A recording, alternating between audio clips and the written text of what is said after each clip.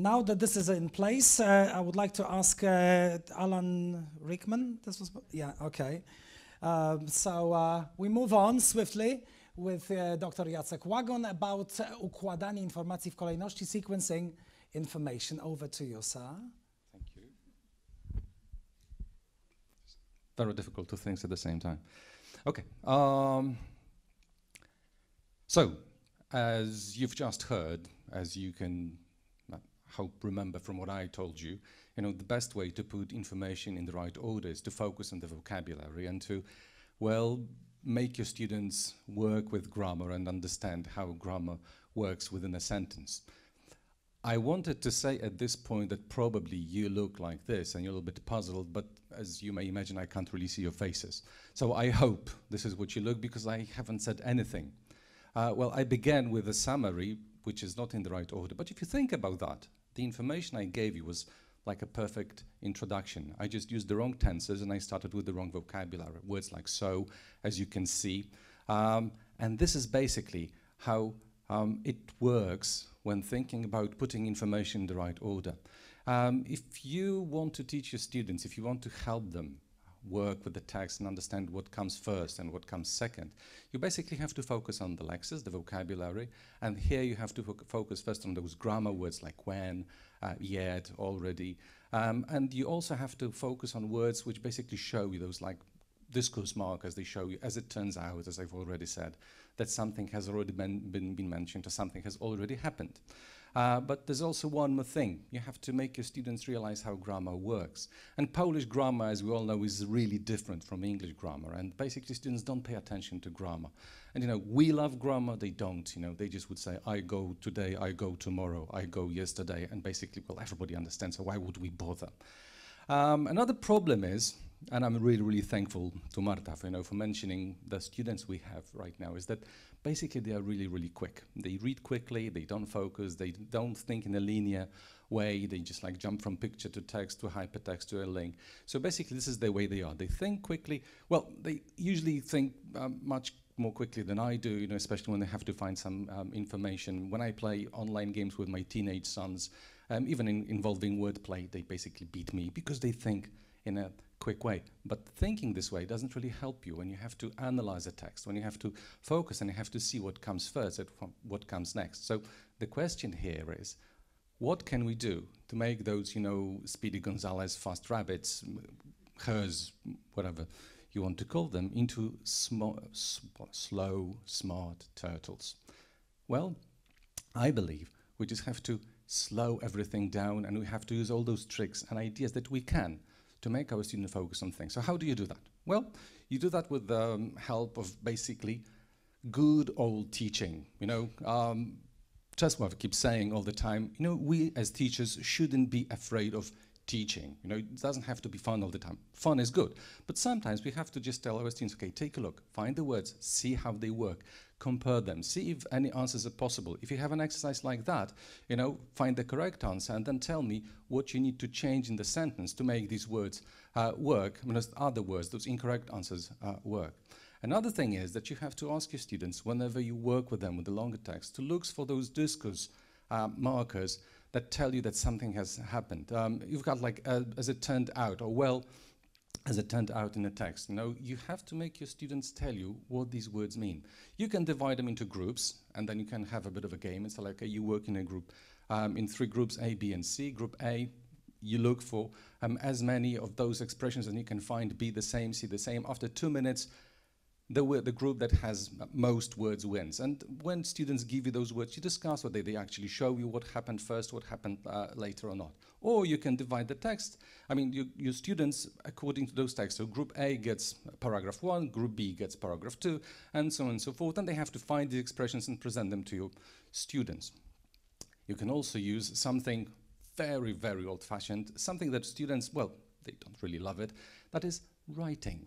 You tell them, to sit down, to draw 3 columns and write down all the words to do with grammar that can found that mean before, at the same time and after. And probably if I asked you, what sound your students make whenever they're supposed to write something, you'd all go like, Yeah, so that's what my students do. I suppose all students do. Some of them would say, oh, I have to get my pen, where's my pen, and stuff like that. But it's worth it. You know, the idea is that, you know, whenever they do that, you know, whenever they put those words in columns, you know, they have to slow down. Well, because they don't know how to write, you know. They know how to type, they know how to send SMSs, but writing is difficult for them. So basically, you know, they will have to slow down, they will have to focus. And when you have those columns, probably you'll get to a point when a student will write the word when in the column that's after, another student will say that it's before, and then, well, you have a wonderful moment of discussion, and you tell your students, you know what, some words can serve several purposes. Then you have to mix these with the right grammar. And once you have this table, you can play a game with your students. You can play a game which is called, well, I called it domino chain story. You give your students a sentence, two clauses matched with when or while, and then you say, you know, group A, continue, group B, continue, group C, continue, the same sentence, but you have to use, group A, you continue, or student A, you continue, but you have to use one of the conjunctions you have to in the table. You know, this table, they have a big table here. Once you've used a conjunction, you've created a new sentence, you cross it out. Then the new sentence becomes the continuation of the story, and the students have to continue using another conjunction. So this is basically a regular chain story, but it's not like you students now write your chain story, but you give them words that they have to use, you know, because your students have to be given tasks, you know, to be creative. Otherwise, you know, I'll probably write nothing, or they just use when all the time. And by the way, obviously, you have teenage students, so get ready for lots of blood and dead people and absurd humor. Now, another thing we have to think about is like talking to our students about grammar and making them understand that English grammar is much different from Polish grammar, and making them understand that have and had in tenses are actually different. You know, to my students, especially the first 3 years of education, you know, I have done it, I had done it, yeah, it's different, but is it? Okay, and this is how it works. So basically the first thing you do with this is like you give them lots of examples, simple examples, mechanical examples, and again, don't be afraid to do that. Creativity is cool, creativity is nice, but later. First, our students have to go over the structures slowly with our guidance. And again, handwriting. Never ever allow your students to just do anything. Yeah, I know, I have it in my head. You know, the answer is no. I want to see them on paper. Okay. The next thing, something I really like doing, is, you know, giving your students 2 sentences which have exactly the same verbs, exactly the same pronouns and nouns and everything, and they're just different. So Mary was kissing Mark, you know, in the process. Mary had kissed Mark when John came in. So first it was the kiss, and then John came in. And then I say, so what's the story behind? So can you please suggest what the story is? Who's Mary? Okay, who's Mark? Lover. Husband. Okay, so who's John? Husband. Okay. Too many soap operas, people, you know, too much love of drama and depression. Mary is mom, Mark is her son, and John is her loving husband, waiting to take her to the cinema. The babysitter is outside just waiting to come in and take care of the child. Sweet, isn't it? See? Okay, fine. So that's the story.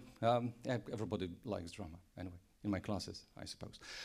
Okay, so another thing you can do is just give your students a sentence. I smiled when and then. Again, either you tell them to work in different groups and say, now finish each sentence with a different tense.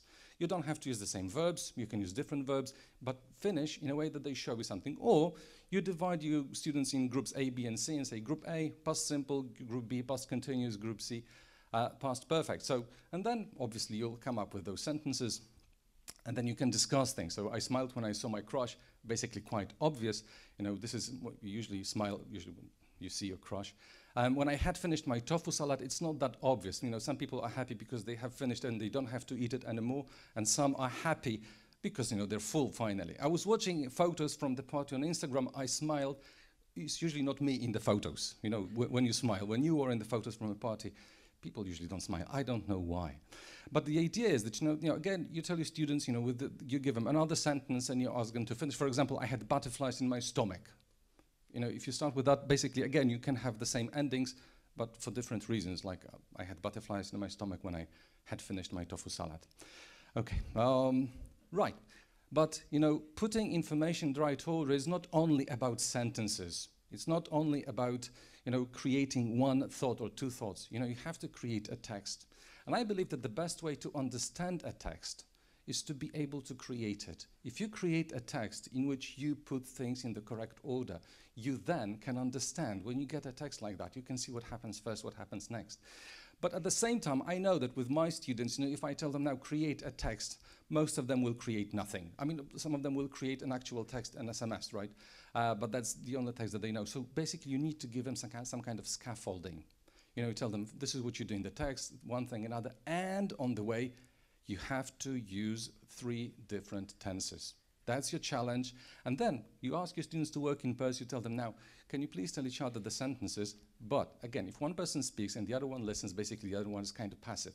So you tell the listener that they have to write past simple, past continuous, past perfect. And whenever they hear a tense, either French story, they just put across a line, a mark, whatever they decide. And at the end, they say, okay, you've used the past simple 7 times, past perfect twice, and the past continuous 3 times, which basically is, again, focusing on the text, focusing on the grammar, and focusing while speaking and listening. And that's another very important thing. You know, because nobody can promise us that we won't have to decide what comes first, what comes second and third in Matura in listening. There may be text that students will listen to, and they will have to decide what was first, what was second. Maybe not in the whole exercise, maybe just one question, but this is something our students have to be aware of. So, you know, you have to do that with your students in listening. And one more thing when looking at this exercise, if you take a look, it's about putting information in the correct order, but it's not about past tenses. It's about present perfect, it's the present simple, it's future tenses. This is something which we, again, have to make sure that our students understand. You know, our tense system is much less complicated than the British. We all know that. So basically, they need to be told that, well, it's not only about the past, it can be also about the present and the future. And finally, I'm really happy that I'm talking after Marta, because, you know, she said that she is a smuggler. She likes to smuggle those little ideas somewhere in the text, and that's an example of that. You know, if you tell your students, no, let's analyze the order of events in the text, you know, most students like analyze, this is a word they don't like, you know, task, exam, and they stop learning. So the thing is, you know, sometimes you give them a challenge. You tell them, okay, can you please look at the questions and put the questions in the right order, in the order as they refer to the things in the text. That's this kind of exercise that we actually need. But it's a challenge. It's more fun than students can imagine, you know, learning for the exam and having fun at the same time. So I would like you now to hear something again. So I hope I made it clear that it is possible, you know, to work with the students, you know, to give them a chance to learn how to understand the text and, well, how to put things in the right order. How can you do that? Well, you have to focus on vocabulary, the vocabulary they use, both the grammar words and then those lexical indicators of what has been said. And we have to focus on the grammar system. We have to slow our fast students down so that they can analyze and they can see things, they can understand how grammar works. So you heard it again, but this time in the correct order. Thank you. Thank you very much, Dr. Łagun.